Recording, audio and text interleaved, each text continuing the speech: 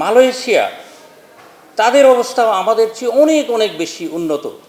আমরা কি তাদের চেয়েতে এত খারাপ দেশ? শ্রীলঙ্কা আমাদের চেয়ে উন্নত। এটা কি করে হতে পারে?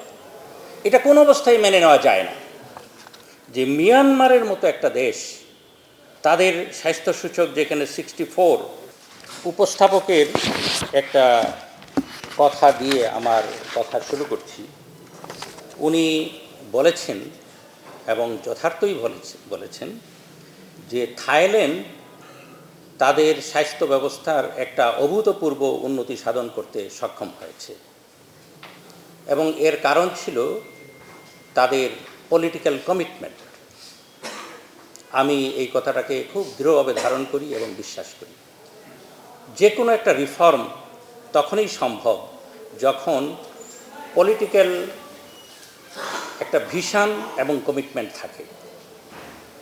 সেদিক থেকে আমি মনে করি যে আমাদের দেশেও আমাদের স্বাস্থ্য ব্যবস্থার একটা আমূল পরিবর্তন করা সম্ভব হবে যদি যারা ক্ষমতায় আসছেন তাদের মধ্যে যদি ওই রকম একটা পলিটিক্যাল কমিটমেন্ট এবং ভিশন থাকে।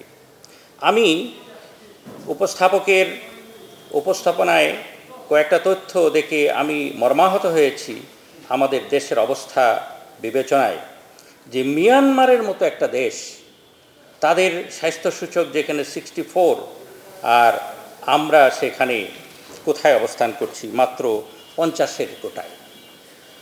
তো এটা কিন্তু আমাদের জন্য অপমানজনক।